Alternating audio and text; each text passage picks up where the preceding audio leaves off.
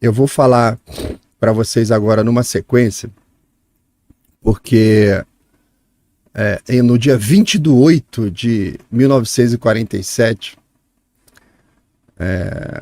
o Congresso Nacional decretava o presidente Eurico Gaspar Dutra, estava colocando ele no cargo, estava decretando a presidência da República, o Dutra. Mas tem um contexto. Tem um contexto para estar. Mas é assim, é saída de leão, chegada de cão, né? A gente sai do paraíso na terra e vai direto para a lata de lixo, do esgoto da história brasileira. A gente ainda vive essa era. A era Vargas, ainda estamos dentro dela, desse naco de merda da história do Brasil que foi Vargas. Eu acho estranhíssimo existir Fundação Adolf Hitler. Não. Fundação Getúlio Vargas. É a mesmíssima coisa se eu tivesse a Fundação Adolf Hitler. Tá? Igualzinho. Não sei. Já me ofereceram um curso lá uma vez para fazer com uma bolsa tremenda. Eu falei, soca isso no rabo. Eu jamais vou botar no meu currículo ou qualquer coisa com o nome dessa instituição. E o pessoal fica assim, como assim? Como assim? Como assim? Porra. Vai fazer um curso no Instituto Benito Mussolini, porra. Vai fazer lá Academia de Ciência Política Stalin. E você não tem que fazer nada num lugar chamado Getúlio Vargas. Câncer na história do Brasil.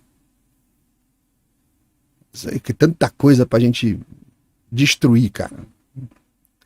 Tem que substituir por outra coisa, né?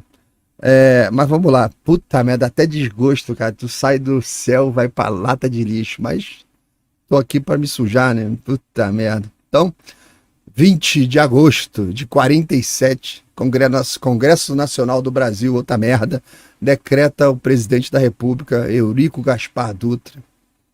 Né? Mas aí eu vou falar, como é que... Peraí. Mas nesse período aí não era Vargas? Como é que o Vargas saiu? Ué, se estavam nomeando o cara, como é que o Vargas saiu no ano anterior? Como é que ele saiu?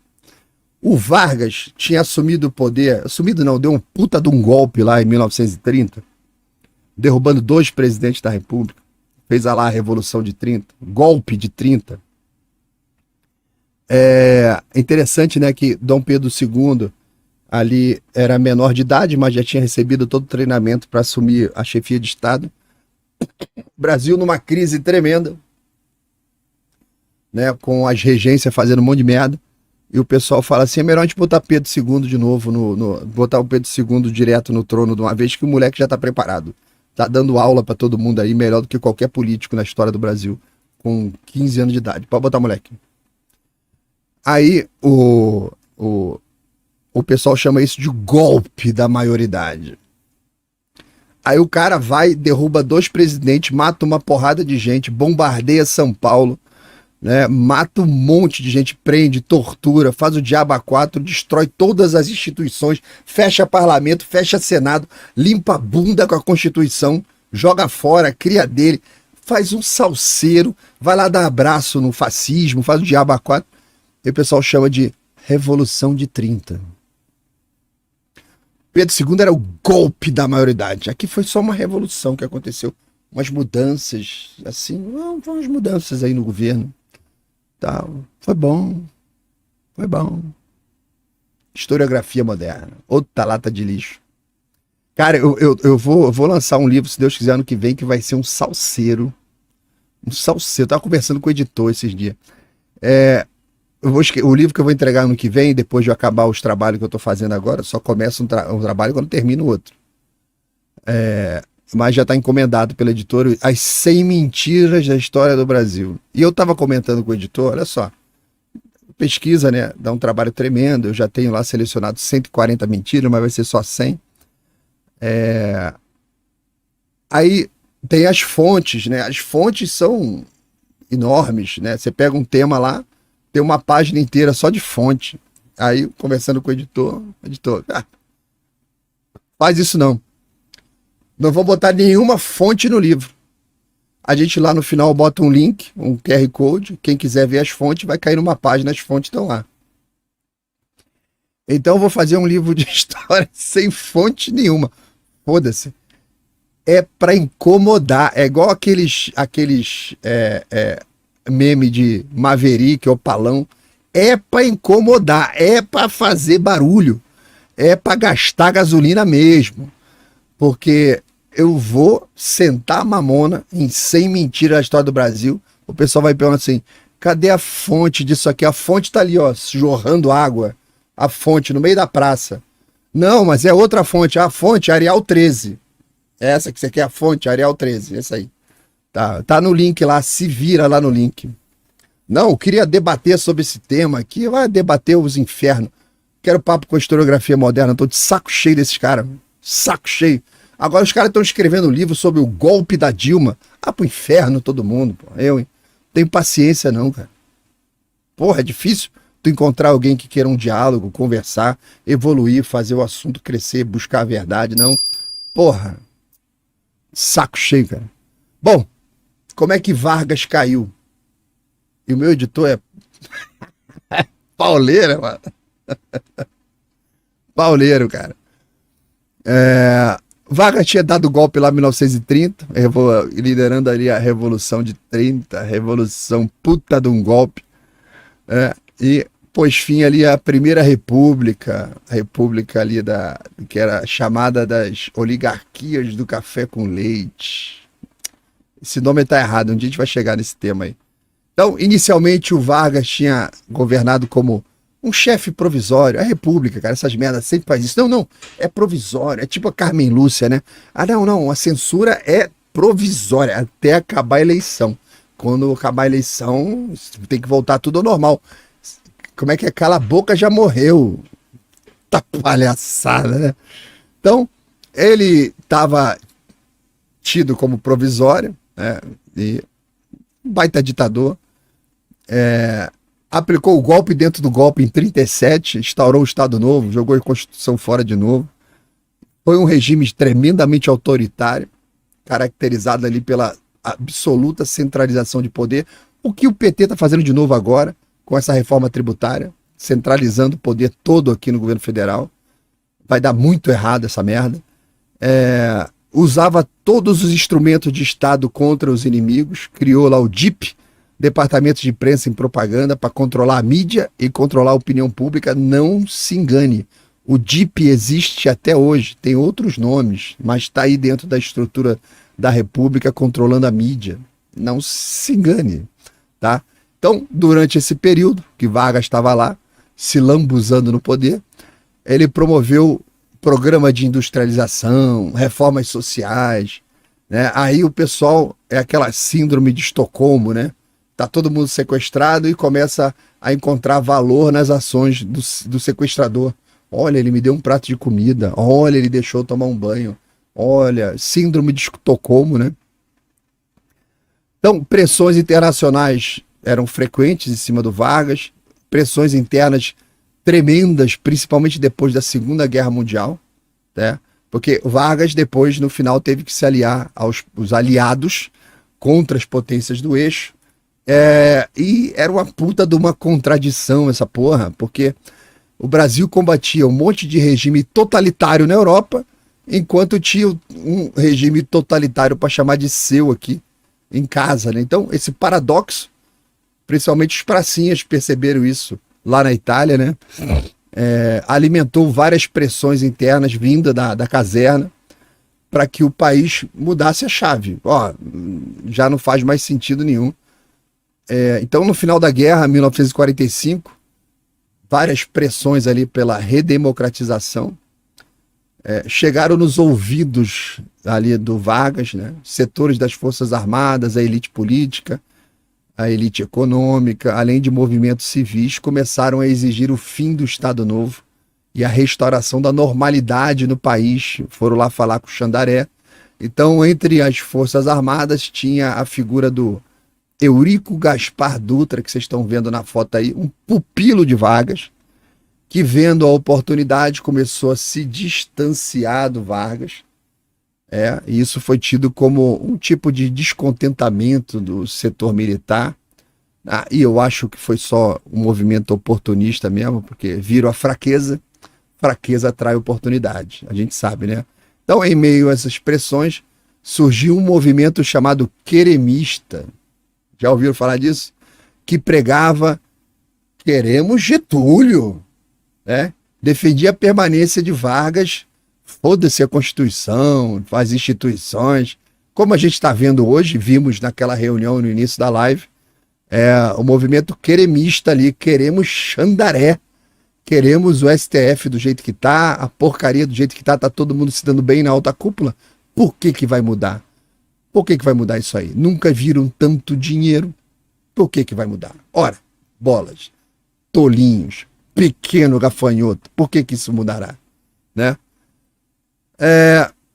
Então, esse movimento que começou a surgir, ele é apoiado por esses setores populares e tal, pedindo o fim da ditadura Vargas, chegou lá em outubro de 1945, situação política tremendamente insustentável. Os movimentos militares chegaram lá no pé da orelha, no escutador de pagode ali do Vargas, e falou assim: meu irmão, já deu. Dá um vazare aí. E no dia 29 de outubro de 45, as Forças Armadas ali lideradas pelo general Góes Monteiro e com apoio do Dutra, forçaram Vargas a deixar o cargo. Vargas, sem apoio dos militares, que antes sustentavam ele no local. Isso é comum. Todo ditador, psicopata, filho de uma puta que tá no poder, tem sempre alguém segurando ele lá. Quando esse apoio cai, se ele insiste em resistir, ele vai rodar.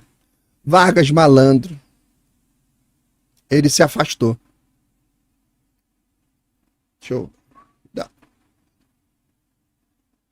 Tô de boa, pode deixar.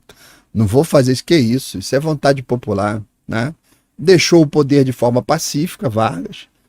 Transmitiu a presidência o presidente do Superior Tribunal Federal, que era o José Linhares, que assumiu como um presidente interino até que fossem realizadas as eleições.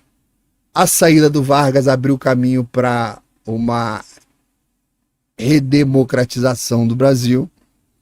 Em dezembro daquele ano, 45, foram realizadas as eleições presidenciais, que resultaram na vitória do... Quem imaginaria, né?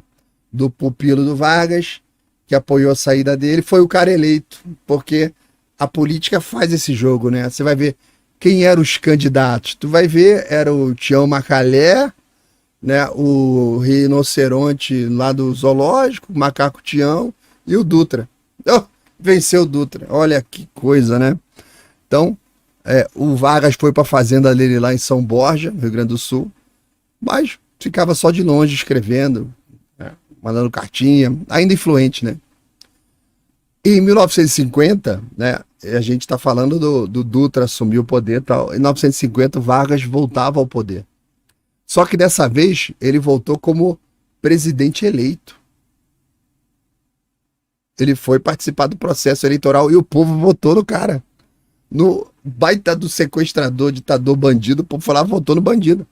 Então, só que quando ele voltou, o ambiente era completamente diferente, né? Ele voltou para instituições já reconstruídas, não podendo ser o ditador que ele era antes. Então, 46 foi a saída do Vargas, né? Daquele... Cara, eu vou conectar agora Dutra Vargas, Vargas Monteiro Lobato. Segura aí que é interessante isso. Aí começou o governo Dutra, né? Aí uma das características interessantes ali do governo Dutra, aqui, ó, o Vargas aí, é o Fela, esse é o Fela.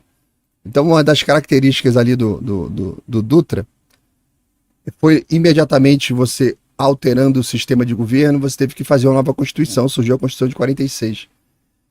A Constituição de 46 é tida razoável, né? Ela foi aquele marco daquela tentativa de reconstrução da redemocratização no Brasil. Essa Constituição restabeleceu o regime democrático, eleições livres, direitos individuais, liberdade de imprensa, separação de poderes. Então, a galera que cultua Vargas é a galera que é contra a separação de poderes, contra a liberdade de imprensa, contra direitos individuais, contra eleições livres, contra a democracia. Quem é que é a favor de Vargas? A esquerda inteira atual, né? Todo mundo. Vai de Ciro Gomes, o Lula, todo mundo amante de Vargas, né? Então essa galera é tudo do gogó. Na realidade é isso que eu acabei de falar. Eles são o inverso dessa porra. Então, 46 ali. A Constituição manteve várias das reformas que o Vargas tinha feito, oficializou, restabeleceu as autonomias do Estado, que o PT tirou agora. Foi restabelecido em 46, ou seja, a gente vai ter que daqui a pouco ter uma nova Constituição para consertar essas cagadas todas que foram feitas aqui, sem a participação da classe política dessa Constituição nova, tá? Você vai pegar a Libertadora, que já está pronta, e mandar para referendo, direto pro povo. Nada de político opinar no que viria a ser esse futuro Brasil que a gente vai caminhar para lá, tá? A Constituição de 46 também limitava vários poderes do presidente, aboliu o Estado Novo e reforçou o direito à propriedade privada que Vargas tinha. A gente vai ver daqui a pouco, ali na parte que a gente vai falar do Monteiro Lobato, que a história do Monteiro Lobato é sensacional. Então, o governo Dutra adotou uma política de economia conhecida como política da austeridade. Estava tudo cagalhofado, tudo destruído aí por conta do Vargas, né?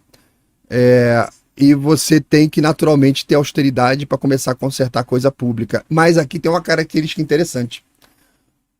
Todo mundo que substitui um cara de esquerda no poder, isso aqui também era de esquerda, tá? Então, graduações de esquerda, também é outro bosta. Então, você tem que consertar as cagadas do cara anterior. E naturalmente, quando você vai consertar a cagada, você passa por um período de dificuldade. Porque vai faltar dinheiro, vai faltar recurso, você está consertando as cagadas.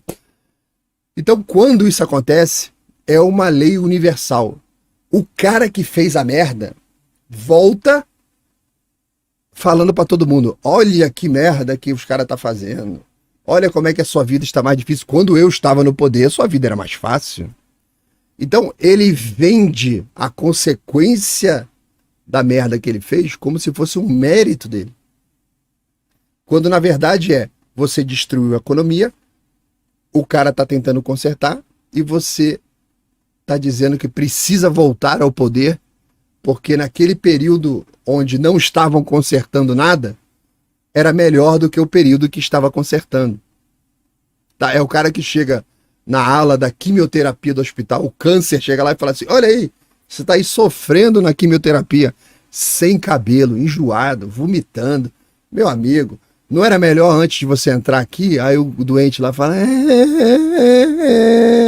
era melhor. Vamos voltar com esse câncer, meu filho. Sai dessa quimioterapia. É isso, é isso. A esquerda tá nisso, tá? Então, essa postura do Dutra para tentar consertar as coisas teve naturalmente um impacto negativo sobre o crescimento econômico, investimentos, né? Tudo que era relativo a curto prazo, né? Então, o governo reduziu infraestrutura, investimento em infraestrutura, reduziu várias coisas. Isso acabou fazendo uma desaceleração na economia natural para você consertar as merdas, né? Em resposta, Dutra tentou flexibilizar a economia, voltando a estimular crescimento, foi buscar setores privados para ajudar investimento em construção de estrada, em investimento em energia. Ele queria uma política de libertação total das importações. Começou a entrar máquinas novas no Brasil, investimento dessa área, e começou a dar um desequilíbrio também na balança comercial, porque o Brasil começou a importar mais do que exportava, super natural nisso aí, mas só que o problema é que isso acabava com as reservas cambiais do país, e tudo isso foi usado como argumento do Vargas contra o Dutra na próxima eleição. Ele também, o Dutra, fez uma alinhamento de política externa com os Estados Unidos forte, era um início de Guerra Fria, o Brasil estava se afastando ali dos países comunistas. Vargas também não, depois teve essa política em relação aos países comunistas. A política externa do Dutra foi caracterizada como uma política anticomunista, tá? Muito preocupada com isso. Grande elemento é com os Estados Unidos. Internamente, o Dutra tentou combater de forma enérgica ali a influência que o comunismo já tinha no Brasil. Isso aí eu estou falando nos anos 50, né, anos 40, entre os anos 40 e os anos 50. Lembra que quando eu ajudei o Mauro Abrantes naquele livro 964 Elo Perdido, a documentação que ele achou da STB lá na República Tcheca, começa nos anos 60. 10 anos depois disso aí, começa a infiltração soviética aqui no Brasil. Então, o Dutra fez esse combate forte aí nessa agenda anticomunista, mas ali por volta de 48, Vargas começou a se reaproximar dos trabalhadores, começou a dar entrevista nas rádios, começou a falar para as massas, começou a se posicionar como um defensor das classes, né, populares, preparando o terreno aí para o retorno político dele em 1950. E nesse movimento, o Vargas colocou Dutra numa posição complicada, porque uma vez que o presidente tentava manter o apoio tanto das elites quanto dos setores populares para tentar tirar o Brasil do buraco, o Vargas chegava chutando a porta e querendo voltar para o poder, né? Custe o que custasse, mesmo que contando um monte de mentira. É a política, né? Campeonato de mentira. Então, embora o governo do Dutra tenha sido marcado por algumas políticas de austeridade, ele não conseguiu dar continuidade, tinha problema de gestão mesmo, e isso tudo acabou no final do mandato dele, enfrentando várias críticas de vários setores, o pessoal intolerante também, e a economia estava ali numa recuperação bem lenta. Aí acontece as eleições de 1950 e o Vargas se apresenta como o pai dos pobres. O pai dos pobres. Foi eleito democraticamente, derrotando ali o candidato do Dutra, que era o Cristiano Machado. Aí o Vargas caiu numa estrutura de governo diferente, que agora tinha uma outra Constituição, um outro modelo. E o segundo governo Vargas, né, ele chegou com uma política dizendo que o Brasil tinha que desenvolver a sua própria base industrial para ter uma independência econômica e garantir o bem-estar da população, fechando tudo. Então, Vargas lançou várias iniciativas voltadas aí para o controle da área industrial, né, e controle dos recursos minerais estratégicos do Brasil, fechando, né, cada vez mais aí o Brasil. Ele fundou a Petrobras lá em 1953. Ele criou a campanha do Petróleo é Nosso. Já eu vou falar da parte do Monteiro Lobato e a gente vai voltar nesse negócio aí da campanha do Petróleo é Nosso. Vai ficar claro algumas coisas para vocês e algumas outras informações surpreendentes.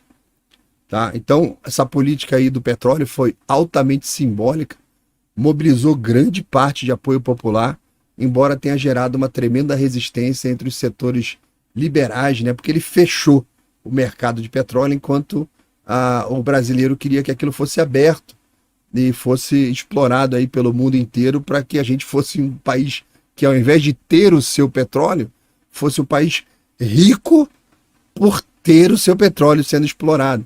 Então, não, ele queria tudo para ele. Então, isso reduz investimento, reduz a capacidade. Então, ele queria promover a industrialização do Brasil, fechando as portas do Brasil, tendo um tipo de reserva de mercado. Teve ali também vários trabalhos do Vargas em cima da parte elétrica, Eletrobras. A política trabalhista deles, fiel ali às promessas populistas, implementou uma série de medidas para os trabalhadores, papelegada também. Ele, do nada, sancionou o aumento do salário mínimo em 54 em 100%. Vou aumentar o dobro essa porra, foi de 100%. Foi amplamente celebrado pelos trabalhadores, aumento de 100%, mas, porra, gerou uma porrada de desemprego, um monte de problema, inflação, tremendamente, impactou no PIB, tremendamente no PIB, porque toda vez que você aumenta artificialmente o salário mínimo, ele impacta no PIB. Eu já fiz esse trabalho numa base de dados do IBGE, na época que 2013, né, quando eu estava estudando economia de escola austríaca lá na UERJ. Aí eu peguei essa base, joguei num BI e fui analisar todos os indicadores sociais associados ao salário mínimo, junto com PIB, indicadores econômicos. Aí você plotava no gráfico e você via muito naturalmente que toda vez que você faz o aumento forçado do salário mínimo, o produto interno bruto cai. Aí ele vai tentando se recuperar no próximo ano, aí tem um outro aumento, o produto interno bruto cai. Cara, eu fiquei olhando assim, eu tinha até mandado na época pro Hélio Beltrão ver. Falei, cara, tô vendo aqui uma relação direta entre esse voo de galinha do PIB e o aumento artificial do salário mínimo. Mas isso é outro assunto, tá? Então, no segundo governo Vargas, ele foi marcado por um crescente isolamento político. Aquele Vargas que surgiu era incompatível com a nova estrutura do governo de Brasil. E, apesar do apoio popular, ele enfrentava fortíssima oposição de vários setores da sociedade, incluindo a UDN, a União Democrática Nacional, que liderava ali a oposição no Congresso. Ele teve que, pela primeira vez na vida dele, enfrentar uma oposição da imprensa, principalmente o jornal da Tribuna da Imprensa, dirigido pelo Carlos Lacerda, que sentava a mamona no Vargas, que era o principal crítico do Vargas, né? Então as tensões iam aumentando, a oposição crescendo, todo mundo queria alguma coisa mais liberal e ele estava fechando cada vez mais a economia. Ele foi acusado de ser incapaz de controlar a inflação, de manter estabilidade econômica, o que aumentou ainda mais a oposição entre os empresários, as elites rurais, urbanas, todo mundo estava contra Vargas. E o ápice dessa resistência aconteceu com o atentado da Rua Toneleiro, ali em Copacabana, em agosto de 54, quando o Carlos Lacerda sofreu uma tentativa de assassinato, o principal opositor do Vargas. O major que estava com ele, segurança, o Rubem Vaz, morreu nesse atentado. E a investigação revelou que os envolvidos no atentado tinham ligações com o Gregório Fortunato, chefe da guarda pessoal do Vargas.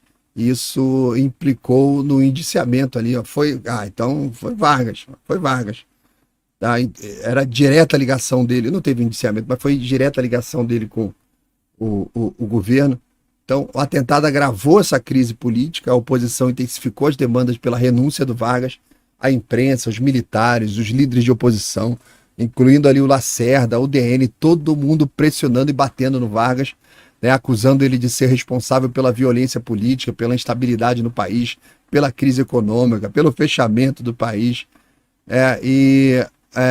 Isso acabou numa decisão dramática. No 24 de agosto de 54, Vargas cometeu suicídio no Palácio do Catete, ali próximo do centro do Rio, com um tiro no coração, né? Ele deixou ali uma carta-testamento em que ele culpava seus inimigos internos e externos pela crise do país e pelo sofrimento do povo brasileiro, né?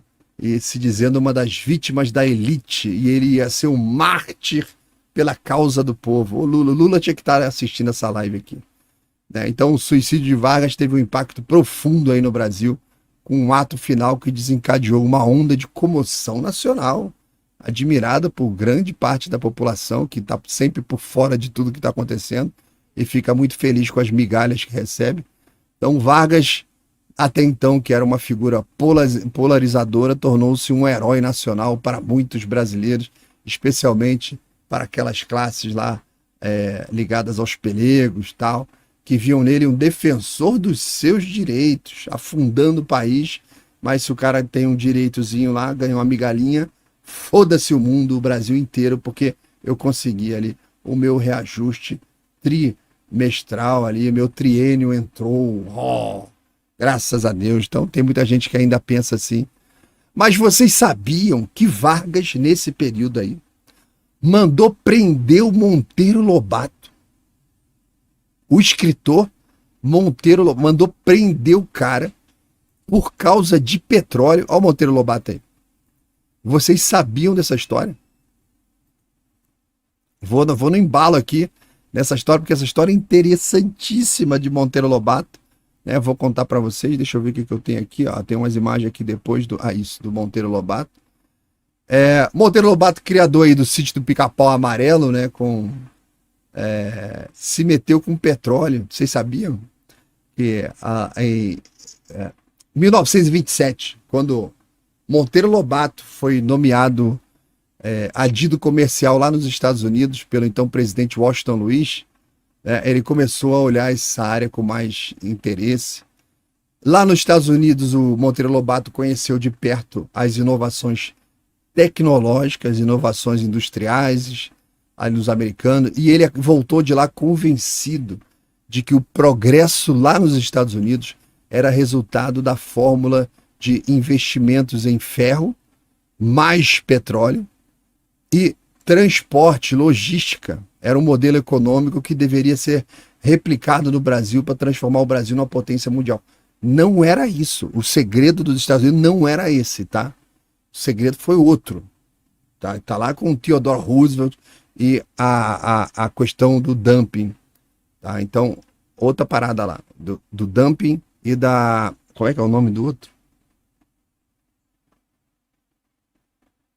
A quebra dos monopólios. Tem um termo, esqueci o nome do termo. Mas tudo bem.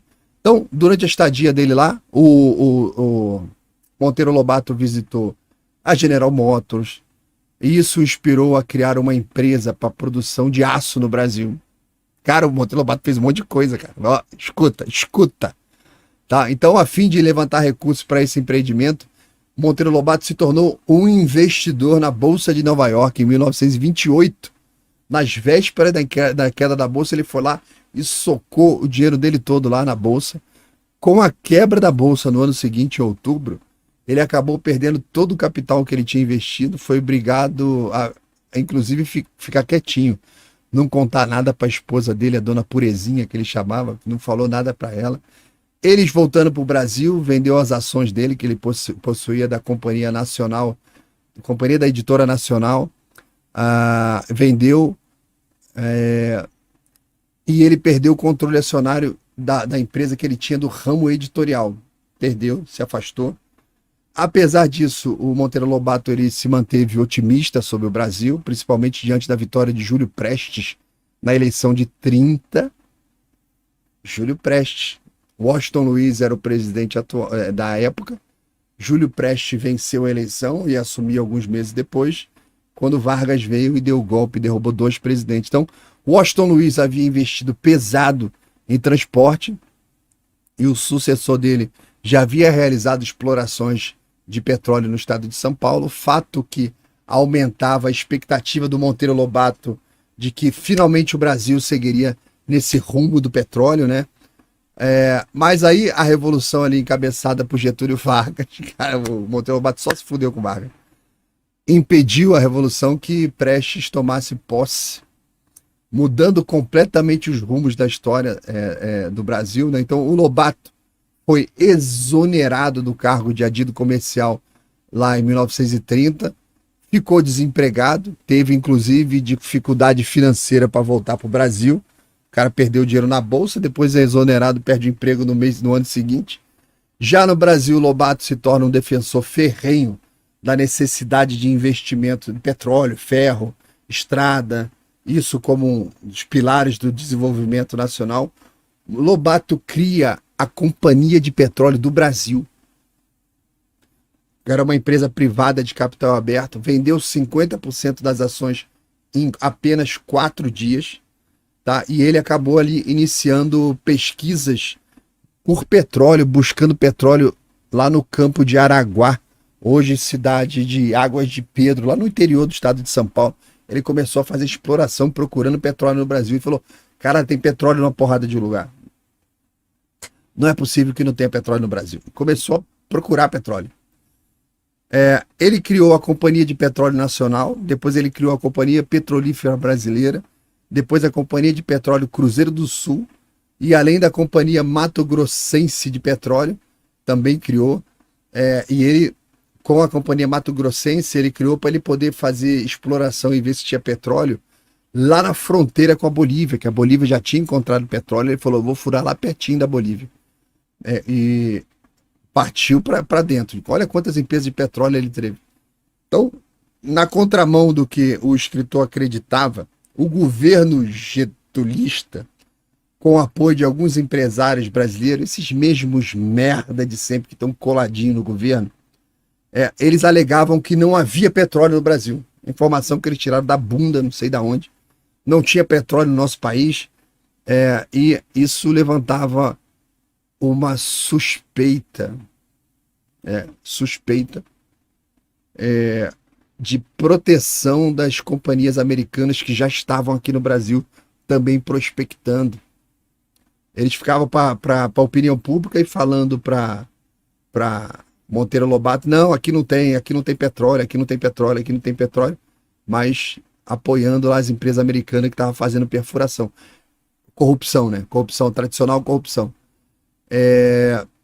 Então, até aquele momento, nenhuma jazida de petróleo ou de gás havia sido identificada ou explorada no país.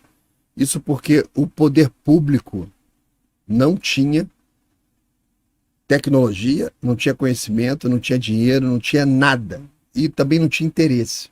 Deixou os americanos lá, e tinha um maluco brasileiro também explorando, tinha outros caras também tentando achar petróleo no Brasil, mas essa galera, eles atrapalhavam, eles ajudavam as empresas americanas. Então, cada vez mais convencido de que havia sim petróleo no Brasil, e as atitudes dos getulistas reforçando as suspeitas do Lobato de que os americanos já trabalhavam no mapeamento do petróleo brasileiro, com a proteção do Vargas, escondido na mumunha, começou o enfrentamento do Monteiro Lobato com o governo Getúlio Vargas. Então, mesmo contando com técnicos americanos experientes na prospecção e extração de petróleo, as empresas do Monteiro Lobato eram frequentemente sabotadas pelos órgãos do governo, pelos FUNSA, a turma da seita do contra-cheque ia lá sabotar o cara, fazendo intervenção, inventava os motivos mais banais possíveis, e isso tudo confirmava a suspeita dele que ele estava sendo sabotado pelo governo Vargas para não deixar ele seguir em frente. Então, em janeiro de 1935, ele resolve então usar o poder que ele tinha. Monteiro Lobato senta, pega a máquina dele de escrever e escreve uma carta ao presidente Getúlio Vargas se queixando das dificuldades impostas pelo Ministério da Agricultura em relação às atividades das companhias dele, denunciando aí, de uma maneira até confidencial, as atividades da filial argentina da Standard Oil, que mais tarde se tornaria a Exxon, ou IAESO, né? Ele foi denunciando as atividades daquela empresa que está fazendo umas coisas esquisitas no Brasil. Então, com a conveniência e a corrupção de fiscais do próprio governo, do Serviço Geológico Nacional, ele mandou isso para o Vargas. Então, o governo começou a ignorar as queixas, o Vargas não dava resposta. Insatisfeito com essa postura do governo, o Monteiro Lobato resolve escrever um livro chamado A Luta pelo Petróleo, onde ele denuncia publicamente o Serviço Geológico Nacional, usou o poder que ele tinha, né, grande repercussão nacional no livro, e ele denuncia o órgão, que era o órgão oficial encarregado das pesquisas. Ele estava denunciando eles de serem coniventes com a ação de grupos estrangeiros no Brasil e acusava ali o governo de não tirar petróleo e não deixar que ninguém tirasse o petróleo, tá? Então, essa conduta do escritor acaba interferindo diretamente nos interesses dos grandes grupos alinhados ao governo federal. E, rapidamente, Xandaré da época manda uma represália, interdita, olha o judiciário aí, uma das sondas da empresa do Monteiro Lobato, através de uma intervenção federal decretada em 1936. O escritor, que não se dava por vencido, levanta alguns recursos, prossegue com outras explorações, né, e finalmente encontra gás natural e petróleo a 250 metros de profundidade em Riacho Doce, no estado de Alagoas. Monteiro Lobato encontrou petróleo. Então, Nesse mesmo ano, o Monteiro Lobato publica um outro livro chamado O Escândalo do Petróleo, onde ele faz novas denúncias, agora acusando 2 técnicos estrangeiros do Departamento Nacional de Produção Mineral pela venda de segredos do subsolo a empresas estrangeiras. Quem imaginaria que um Funça faria um negócio desse? Então, o livro é um sucesso estrondoso e suas 3 edições se esgotam no mesmo mês de lançamento. Um ano depois, o livro é censurado pelo governo federal. Então, Lobato, então, edita um terceiro livro sobre o assunto chamado O Poço do Visconde, uma aula de geologia para crianças. Ó. Então, essa foi uma ação muito inteligente aí do Monteiro Lobato em envolver as crianças e os jovens numa luta através da conscientização infanto-juvenil quanto à importância desse produto, né, na época, e o pouco conhecimento que o brasileiro tinha também da questão. E era o melhor meio que ele tinha de oferecer para as gerações atuais e as próximas era informações para que o Brasil tivesse domínio disso e pudesse ter melhores condições de vida no futuro para as próximas gerações, e aquilo não fosse só um elemento de mumunha entre o governo e os seus amigos no poder. Então, as ações do escritor não paravam de incomodar o governo federal, que em 1938 decide explorar um poço na cidade de Lobato, né? Atualmente um bairro de Salvador, lá na Bahia, e lá, finalmente, né, o governo encontra petróleo. Diante dessa descoberta, Getúlio resolve criar em 1939 o Conselho Nacional de Petróleo, o Soviete do Petróleo, que se torna a primeira iniciativa do governo para regular e estruturar a exploração de petróleo no Brasil. Naquele momento da história, havia uma acirrada disputa entre os empresários na exploração e os ideais de Vargas, ideais nacionalistas, né, sobre a exploração petrolífera no país. Então, numa manobra lá de última hora, Vargas decide alterar o decreto-lei do CNP e passa a considerar como patrimônio da União todas as jazidas de petróleo em solo brasileiro, inclusive as ainda não encontradas. Vargas decidiu que tudo que está no subsolo pertence ao governo federal e não ao proprietário daquele terreno, assassinando a vocação brasileira pela exploração do petróleo. Poderíamos ser uma Arábia Saudita hoje, mas não.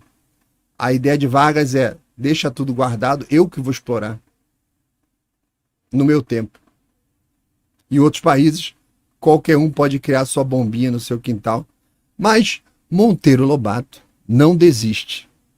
Em 1941, ele envia uma outra carta ao presidente Getúlio Vargas, onde ele faz duras críticas à política brasileira de exploração de minérios e acaba sendo preso pelo general Horta Barbosa. Tá? Ele foi condenado pelo judiciário de Xandaré da época, 6 meses de prisão, com um pequeno detalhe: ele não tinha direito a banho de sol. É um detalhe interessante que prisão, e vamos criar uns elementos para minar a saúde dele. O ser humano precisa de sol para ver se ele morre. Vargas, esse aí que a galera cultua, né? Negou banho de sol para ele, tinha que ficar na sombra durante 6 meses preso. Isso naturalmente derruba teus níveis de vitamina D e você passa a ter uma série de problemas, né? Então, depois de 3 meses, ele recebeu um indulto do Vargas, que tão benéfico, bondoso. Vargas foi lá e mandou soltar, né? Como sem motivo algum. Não teve motivo para prender, para que motivo para soltar? Então ele recebe o indulto, deixa a prisão falido, sem dinheiro, sem saúde e desmotivado. Em 1941, finalmente é descoberto o primeiro poço de exploração de petróleo em Candeias, lá no estado da Bahia, e o governo começa a avançar tremendamente na prospecção de petróleo no país. O país, então, começa a travar um grande debate em torno da política de petróleo, após a promulgação da Constituição de 46, ali, que a gente acabou de falar do Dutra, lembra? O Dutra, presidente da época, defensor do modelo de política liberal, da abertura para o capital estrangeiro, de que, em resumo, significaria uma tremenda exploração no país inteiro para descobrir onde é que tinha, isso naturalmente refletido em riqueza para o país, tá? Então, naquele momento no Brasil, não havia uma empresa nacional com capital e tecnologia necessária para a exploração de petróleo, era tudo gringo. Quem estava desenvolvendo isso num nível menor era o Monteiro Lobato, né? Dutra envia em 48 para o Congresso Nacional um projeto de lei que ficou conhecido como o Estatuto do Petróleo. Eles sempre inventam essas merdas, né? Que causou uma reação imediata e vigorosa da galera nacionalista, tá? Que defendia o monopólio estatal do petróleo, resultando numa grande mobilização que ganhou proporção nacional tremenda e contribuiu para o estabelecimento do monopólio estatal do Brasil. Todo mundo cai na lorota de que não, o petróleo é nosso, o petróleo é nosso. A gente vai chegar nessa frase já já. Então, 2 dias antes de sofrer um espasmo cerebral, Monteiro Lobato, aos 66 anos de idade, né, tinha sido preso, perdido todo o seu dinheiro que ele havia ganho com seus livros, tentando achar petróleo. Ele perdeu todo o dinheiro que ele tinha, perdeu o dinheiro da bolsa. Ele deu uma entrevista para a Rádio Record, você vai encontrar isso no YouTube, tem essa entrevista, é um pouquinho longa, reafirmando a posição dele favorável à vitoriosa campanha em defesa do petróleo, do nosso petróleo, e ele articulou a frase que mais tarde virou a logo da Petrobras: o petróleo é nosso. Então, ele disse nessa entrevista o seguinte, ele falou: chega, eu não quero nunca mais tocar nesse assunto de petróleo. Isso amargurou-me 12 anos de vida. Levou-me à cadeia. Mas isso não foi o pior. O pior foi a incoercível sensação de repugnância que eu, desde então, passei a sentir sempre que leio ou ouço a expressão governo brasileiro. Monteiro Lobato chegou no nível do palhaço, depois de todo esse sofrimento que passou. Aí, ele tinha as ideias de exploração. Eu vou te falar, de Dutra, Vargas e Monteiro Lobato, o mais correto de todos era o Dutra. Porque o Monteiro Lobato também acreditava no petróleo é nosso, né, de que não tivesse exploração de ninguém estrangeiro. E o Dutra falava o seguinte: olha, deixa aí, a gente não tem recurso, todo mundo explora e a gente vai ganhar o royalty, a gente vai se dar bem com isso, vai sair dinheiro do chão, a gente pode melhorar um monte de coisa no Brasil, tal. Não, Vargas queria tudo para ele, Monteiro Lobato queria tudo só para os brasileiros. Eu falei, puta, tem que reconhecer, quem estava mais certinho nisso tudo, de tudo que eu li, foi o Dutra, né? Mas tem uma outra curiosidade que eu queria contar para vocês do Monteiro Lobato, antes da gente prosseguir. E aqui são matérias da época, né? Monteiro Lobato indo lá para depoimento. A camorra contra o petróleo, né? Aí, ó, Vargas com a sua mãozinha cheia de petróleo suja. Vocês lembram quem imitou o Vargas nessa foto? Teve um cara que imitou o Vargas nessa fotografia aí. Teve. O 9 Dedos imitou o Vargas nessa fotografia. E eu quero contar para vocês uma outra história do Monteiro Lobato, essa mais curtinha, que é o seguinte. Quem me contou isso uma vez foi o Fernão Lara Mesquita. Eu não sabia dessa história. Por volta de outubro, ali, 1918, no fim da Primeira Guerra Mundial, o Brasil, como o resto do mundo, enfrentando ali o impacto da gripe espanhola, São Paulo foi uma das cidades mais atingidas e a epidemia causou o colapso ali de várias instituições e órgãos, empresas, o comércio, imprensa, todo mundo foi atingido pela gripe espanhola. Então o Monteiro Lobato, na época, era editor da revista chamada... Eu esqueci o nome da revista. Bom, ele era editor de uma revista ali ligado ao mercado nacional, e ele foi chamado pelo jornal Estado de São Paulo, conhecido como Estadão, para o comando do jornal durante um período de tempo, porque durante o auge da pandemia, muitos dos principais jornalistas, editores do Estadão, foram infectados pela gripe espanhola. E isso incapacitando ali o jornal de conseguir produzir o jornal. Como resultado disso, a redação do jornal ficou praticamente paralisada. O Estadão, que era um dos jornais mais influentes do país, enfrentava uma baita de uma crise sem precedentes, né? Em um momento tão crítico, o jornal precisava manter as atividades para continuar informando a população sobre a crise sanitária. Então, foi nesse cenário que o nome de Monteiro Lobato já era conhecido no meio literário, já era conhecido no meio jornalístico. Ele foi cogitado para assumir temporariamente a direção do Estadão. E Lobato, que já havia demonstrado grande habilidade como editor e tinha ali um profundo interesse nas questões sociais e políticas do Brasil, começou a liderar o jornal.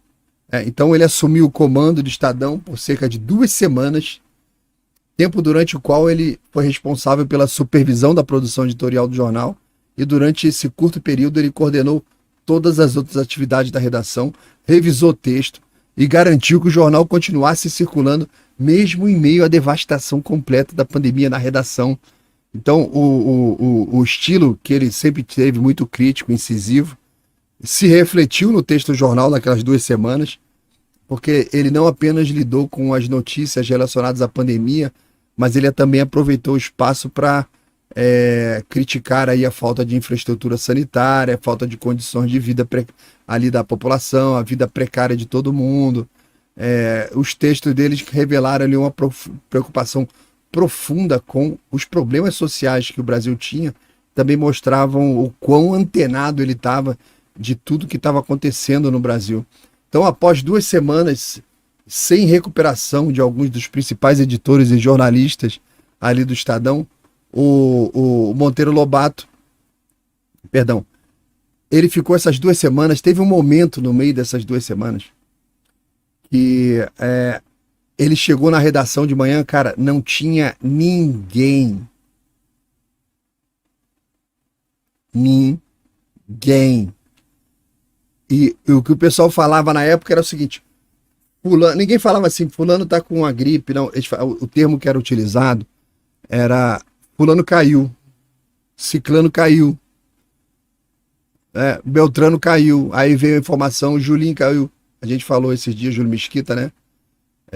Com relação à Primeira Guerra. Julinho caiu, fulano caiu, foi caindo todo mundo. Teve um dia, aconteceram 2 dias em que o Estadão inteiro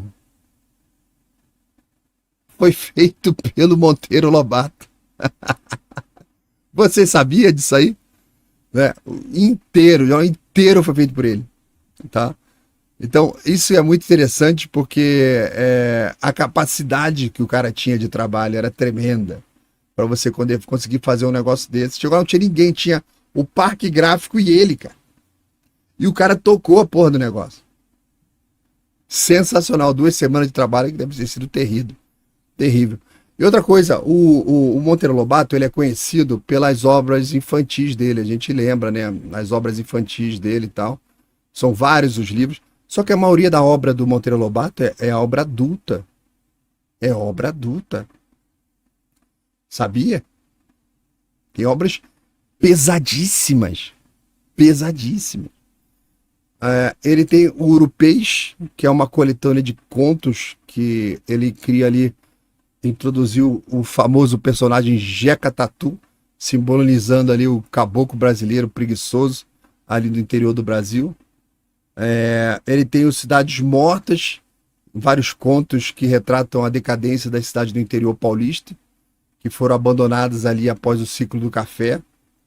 Ele tem o Negrinha, que é uma coletânea de contos que inclui a famosa história de uma menina negra e órfã que sofre maus tratos na casa dos patrões. É uma obra, uma denúncia contra o racismo e a crueldade na sociedade brasileira. E o pessoal fica chamando o Monteiro Lobato de racista por causa da tia Anastácia.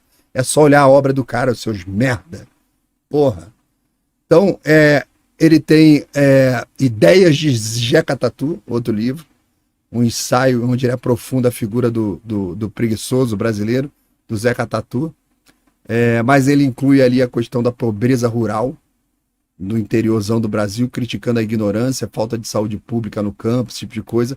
Ele tem um livro que foi um divisor de águas para ele, chamado O Saci, que era o primeiro livro infantil, que ali inicia a série do Sítio do Pica-Pau Amarelo, conta as aventuras de Pedrinho, ao capturar o Saci, as descobertas sobre o folclore brasileiro e tal. Depois ele escreve em 22 o Fábulas, que são reinterpretações das clássicas fábulas do Aesop e do La Fontaine, adaptadas por Lobato para o contexto brasileiro. Sensacional esse livro, esse livrinho é maravilhoso, tá? Depois ele tem o Narizinho Arrebitado, a história que apresenta a personagem Narizinho, que vive com a vovó Dona Benta, lá no Sítio do Pica-Pau Amarelo. A obra já é a base para a criação do universo, junto com Pedrinho, Saci, já vai criando... Lembra que ele escreveu lá atrás o Visconde falando de petróleo, né? Então já começa ali a criação do universo fantástico do Sítio do Pica-Pau Amarelo. Cara, uma vez eu tava com minha esposa em Copacabana, fui acompanhar ela no médico, na época que tava grávida e tal. A gente tava atravessando a rua ali em Copacabana, perto daquele bairrozinho que tem dentro de Copacabana. Esqueci o nome do bairro, é um bairrozinho bonitinho que tem dentro de Copacabana. Cara, nós demos de cara na rua com a Dona Benta na cadeira de roda, com aquele cabelinho branco arrumadinho, exatamente o personagem Dona Benta. Aquilo era ela, não era uma atriz que chega lá e bota uma roupa, faz um cabelo, não. A atriz que fazia a Dona Benta, ela era a Dona Benta. A gente encontrou lá na rua, atravessando o sinal, fomos lá falar com ela, tremenda emoção, assim. Parecia que você encontrou um parente antigo. Todo mundo na rua, aquele carinho com a Dona Benta, lá tomando sol na cadeira de roda. Já estava velhinha ali. Isso foi por volta de 2004, por aí. O Marquês de Rabicó ele lançou em 22, que é a continuação do Narizinho, onde o personagem do Marquês de Rabicó, que era um porquinho, ele é apresentado e entra nas aventuras ali do sítio. Depois o Noivado de Narizinho é outra continuação das aventuras do Sítio do Pica-Pau, focando no noivado na Narizinho com o Príncipe Escamado. É também outro livrinho infantil. Ele foi dando certo no livro infantil, né? Depois tem A Caçada da Onça, o livro que traz as aventuras do Pedrinho, da tua turma, na caçada de uma onça que está aterrorizando a região. O livro destaca ali a coragem e o espírito aventureiro das crianças. Depois vem o Gato Félix, uma obra menor, inspirada no famoso personagem de desenho animado, que se mistura no universo do Sítio do Pica-Pau Amarelo. O gato vai parar lá. Depois tem o Macaco que se fez Homem, 23, um livro de contos com sátiras sociais e reflexões filosóficas, onde o Lobato aborda temas como a evolução, a condição humana, sempre utilizando humor, crítico pra cacete, mordaz. Depois ele produz A Menina do Narizinho Arrebitado, uma reedição ampliada do anterior, do Narizinho Arrebitado, com mais detalhes. Deve ser a versão do diretor que a gente vê em filmes, né? Depois ele lança O Presidente Negro, em 1926, que é um romance de ficção científica, onde ele imagina um futuro distópico em que o presidente negro é eleito nos Estados Unidos, abordando questões de racismo e segregação. Monteiro Lobato, em 1926, falando do Obama, cara. É mole? É mole?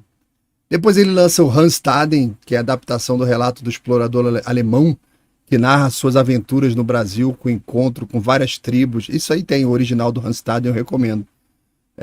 Que ele encontra os canibais ali no século XVI. E o Lobato dá uma narrativa super emocionante para isso. Depois, 31, ele tem as Reinações de Narizinho, coletânea de história que reúne ali as aventuras recontadas, né, de forma ampliada, estabelecendo ali a fundação realmente do universo mágico educativo do Sítio do Pica-Pau Amarelo. Depois ele tem as Caçadas de Pedrinho, numa nova caçada lá com outros animais da floresta, misturando ali realidade, folclore, fantasia. Depois ele tem Viagem ao Céu, em 1933, ano que meu pai nasceu, a história que acompanha o Pedrinho, Narizinho, Emília e outros personagens do sítio numa viagem até o céu, onde ele conhece planetas, constelações, misturando fantasia com conceitos de astronomia para as crianças. Depois tem o Pica-Pau Amarelo em 39, mais uma aventura no sítio, onde os personagens encontram figuras históricas e mitológicas, explorando a cultura e a história do Brasil e do mundo. Depois ele tem Memórias de Emília em 36, Emília, a boneca falante, lembra? Tá no coração de todos nós, a Emília. Narrando ali as próprias memórias da Emília. Depois tem Emília no País da Gramática, já ligando a língua portuguesa, né? Depois ele tem o Minotauro. Eu morria de medo, cara, do Minotauro. A história levando o Minotauro ao sítio, explorando a mitologia grega, tá, para as crianças. Tinha as histórias da tia Anastácia, em 37, a cozinheira do sítio. Tem um livro dedicado à tia Anastácia. E o pessoal diz que o cara é racista, cara. Puta que eu pariu. Tinha outro livro, 42, chamado A Chave do Tamanho, uma aventura em que a Emília, tentando acabar com as guerras do mundo, mexe na chave do tamanho, diminuindo toda a humanidade, que gera uma série de situações engraçadas e reflexivas. Depois ele tem O Poço do Visconde, em 37, um livro que mistura fantasia com ciência, onde o Visconde de Sabugosa descobre petróleo no sítio do Pica-Pau Amarelo, discutindo temas como geologia, economia para as crianças. Depois ele tem O Escândalo do Petróleo e do Ferro, em 36, que é vários ensaios críticos, e esse foi a última obra dele. Então, olha a vastidão da obra de Monteiro Lobato. Que coisa enorme, que coisa genial, né? Que grande personagem aí que foi afundado pela política, por Vargas, por Dutra e esses monte de bosta aí da política brasileira. É ou não é? E aí, família querida, você que chegou aqui, muito obrigado por assistir o vídeo até aqui, obrigado por ter visto aí a notícia. Gostou do comentário? Achou que faz sentido? Bom, se puder, considere curtir esse vídeo, compartilhar e fazer com que mais pessoas venham conhecer o conteúdo do Eleitor Palhaço. Afinal, não somos todos palhaços? O pessoal que faz a política e faz as notícias no dia a dia aí, não acha que você é um palhaço? Já viu como é que eles escrevem? Já viu o que eles estão fazendo na política? Então, nada mais justo do que eu, um eleitor, me vista caráter, me vista como um palhaço para comentar isso que eles fazem todos os dias. Então, obrigado a você, considere se tornar membro do canal, considere apoiar o nosso projeto para que a gente continue aqui comentando as notícias do dia a dia. Aqui na descrição do vídeo tem todas as informações, tá ok? Obrigado e a gente se vê na próxima.